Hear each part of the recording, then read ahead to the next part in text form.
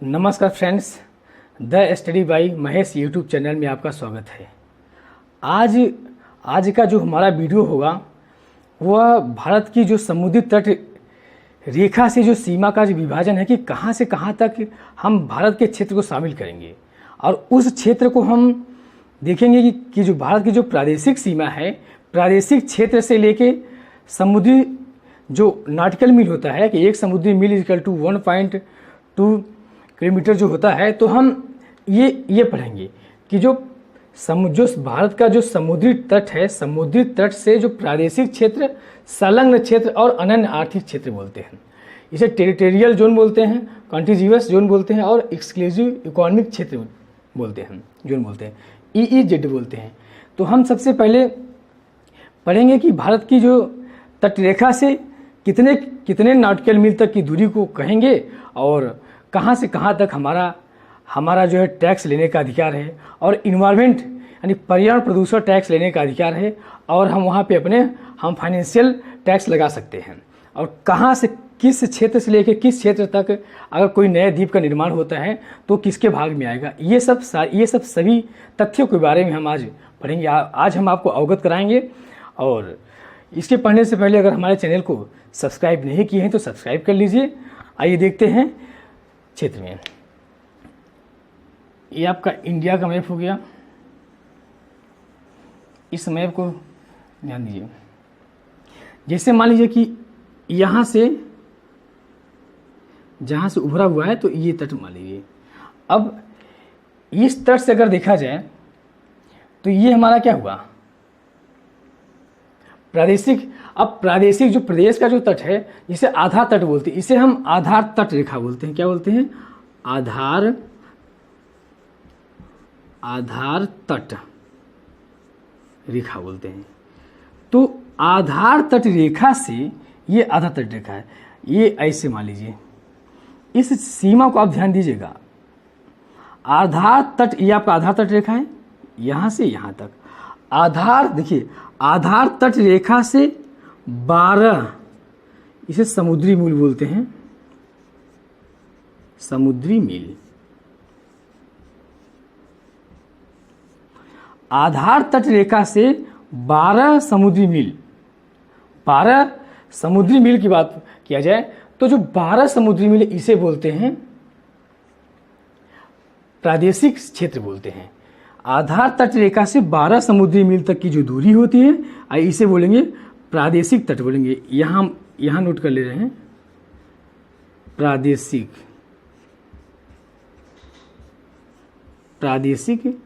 क्षेत्र बोलेंगे। आइए देखते हैं कि आखिर प्रादेशिक क्षेत्र में हमारे क्या क्या अधिकार दिए गए हैं, तो इसके बारे में हम देखते हैं। तो आधार तट रेखा से 12 समुद्री मील तक की, आधार तट रेखा से 12 समुद्री मील तक की दूरी को प्रादेशिक क्षेत्र बोलते हैं। और यहाँ तक हम संसाधनों का पूर्ण दोहन कर सकते हैं। संसाधनों पर नियंत्रण, यहाँ तक हमारा पूरी तरह से नियंत्रण में है। संसाधनों पर नियंत्रण है। प्रादेशिक क्षेत्र, तो प्रादेशिक क्षेत्र समझ में यह यहाँ से होगा कि सीधा हमारे आधार तट रेखा से 12 समुद्री मील तक की दूरी को हम प्रादेशिक क्षेत्र बोलते हैं। हाँ, एक बात और है कि अगर समुद्री मील की बात किया जाए तो एक समुद्री मील, यहाँ मैं नोट कर दे रहा हूँ, एक समुद्री मील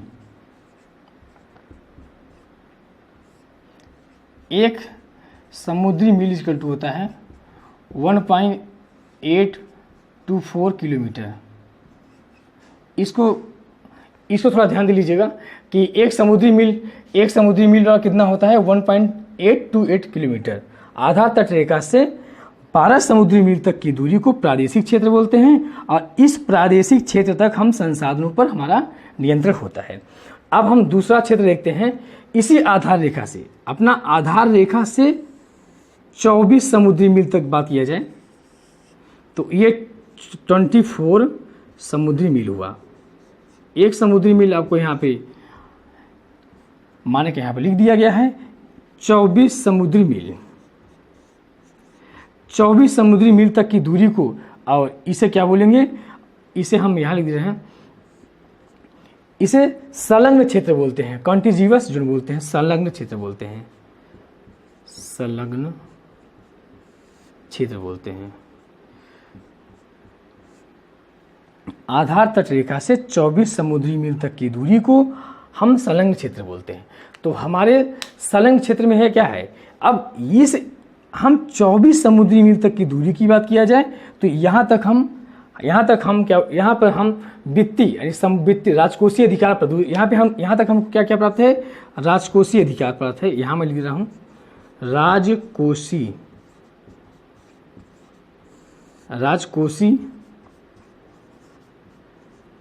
अधिकार। तो यहाँ तक मुझे राजकोषीय अधिकार प्राप्त है और क्या प्राप्त है, यहाँ तक हम सीमा शुल्क लगा सकते हैं, सीमा शुल्क, और क्या कर सकते हैं, और प्रदूषण नियंत्रण। प्रदूषण नियंत्रण से जुड़ी हुई हम यहाँ पे कानून बना सकते हैं। यहाँ तक मेरा अधिकार है। कहाँ थे, आधार तट रेखा से 24 समुद्री मील तक की दूरी को। अब तीसरा क्षेत्र है जो अनन्य तीसरा क्षेत्र बोलते हैं। पहला क्षेत्र हो गया आपका आधार तट रेखा, और आधार तट रेखा से 12 समुद्री मील तक की दूरी को हम प्रादेशिक क्षेत्र बोलते हैं, और इस प्रादेशिक क्षेत्र पर संसाधनों पर हमारा नियंत्रण है। और आधार तट रेखा से जो 24 समुद्री मील तक की दूरी है, यहाँ तक संलग्न क्षेत्र बोलते हैं। यहाँ तक हम राजकोषीय अधिकार प्राप्त है, सीमा शुल्क लगा सकते हैं, और हम पर्यावरण प्रदूषण से जुड़े हुए कानून को हम बना सकते हैं।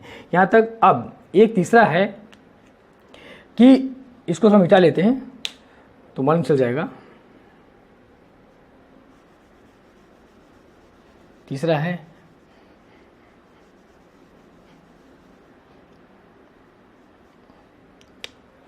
आधार तट रेखा से 200 समुद्री मील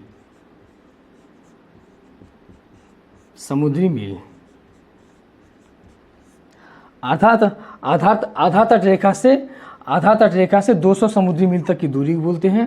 इसको बोलते हैं अनन्य आर्थिक EEZ बोलते हैं, EEZ बोलते हैं। इसे बोलते हैं अनन्य आर्थिक क्षेत्र बोलते हैं। तो ये हुआ आधार तट रेखा से, यह आपका है आधार तट रेखा से 200 समुद्री मील तक की दूरी को अनन्य आर्थिक क्षेत्र बोलते हैं।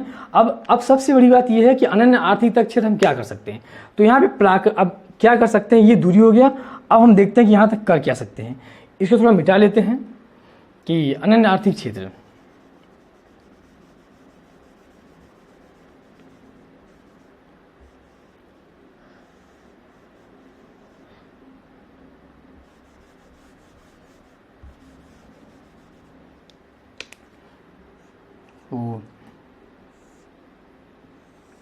ये आपका 200 समुद्री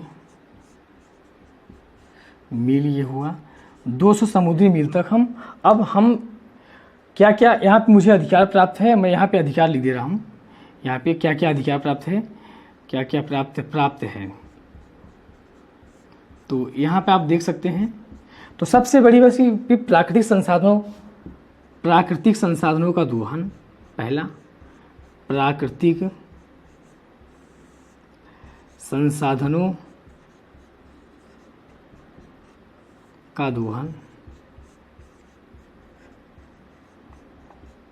तो पहला तथ्य क्या प्राप्त हुआ कि हम आधार तट रेखा से 200 समुद्री मील तक की जो दूरी है, यहाँ तक हम प्राकृतिक संसाधनों का दोहन करेंगे। खनिज, दूसरा क्या है, खनिज है, और अनुसंधान कार्य, जो भी हमें समुद्र में अनुसंधान कार्य करना है वहाँ तक हम अनुसंधान कार्य करिए। हमारा जो भारत की जो अवस्थिति है वो हिंद महासागर में है, और जो हिंद महासागर है ये हमारा आर्थिक एवं सामरिक दृष्टि से अत्यंत महत्वपूर्ण है। तो ये अत्यंत महत्वपूर्ण है। जब भी हिंद महासागर का अगर बात किया जाए कि हिंद महासागर में किस प्रकार से आपके महत्व के बारे में लिखना है, तो आप ये भी लिखेंगे कि हम आधार तट रेखा से 200 समुद्री मील तक की जो दूरी को अनन्य आर्थिक क्षेत्र बोलते हैं। इसे बोलते हैं अनन्य आर्थिक क्षेत्र, EEZ। एक्सक्लूसिव इकोनॉमिक जोन बोलते हैं। यहाँ तक हमें प्राकृतिक संसाधनों का दोहन करने का अधिकार है, खनिज जो भी मुझे खनिज प्राप्त होंगे वहाँ का अधिकार है, और अनुसंधान कार्य हम कर सकते हैं। अगर कोई इस जगह पे कोई नया द्वीप मिलता है तो ये भी हमारे भारत क्षेत्र के अंतर्गत आएगा। दूसरी बात यह है कि 200 समुद्री मील के बाद यहाँ पे उच्च सागर आ जाएगा। इसके बाद बात किया जाए तो उच्च सागर, कभी कभी एग्जाम में ऐसे क्वेश्चन पूछता है कि उच्च सागर की सीमा कहाँ से कहाँ तक होती है, तो आप बताएंगे कि जो 200 समुद्री मील अनन्य आर्थिक क्षेत्र है, अनन्य आर्थिक क्षेत्र से आगे की दूरी को उच्च सागर बोलते हैं, और उच्च सागर पे हमारा किसी भी देश का अधिकार नहीं होता है। यहाँ तक की बात किया जाए, जो भी कंट्री होगा, जो भी देश होगा, इस देश का अधिकार प्राप्त है। कोई भी कंट्री होगा, ये हमारा भारत है, और ये पूरा ये सभी क्षेत्र की बात करेंगे, ये हिंद महासागर है। और हिंद महासागर में हम तीन प्रकार के क्षेत्र पढ़े। पहला हम पढ़े कि प्रादेशिक क्षेत्र, दूसरा है संलग्न क्षेत्र, और तीसरा है आपका अनन्य आर्थिक क्षेत्र। एक बार हम पुनः देखते हैं। जो प्रादेशिक क्षेत्र है वो हमारे आधार तटरेखा से 12 समुद्री मील तक की दूरी को प्रादेशिक क्षेत्र बोलते हैं, और यहाँ पर हमें संसाधनों का दोहन करने का अधिकार है। और दूसरा क्या है कि संलग्न क्षेत्र, आधार तट रेखा से 200 समुद्री मील की दूरी को संलग्न क्षेत्र बोलते हैं।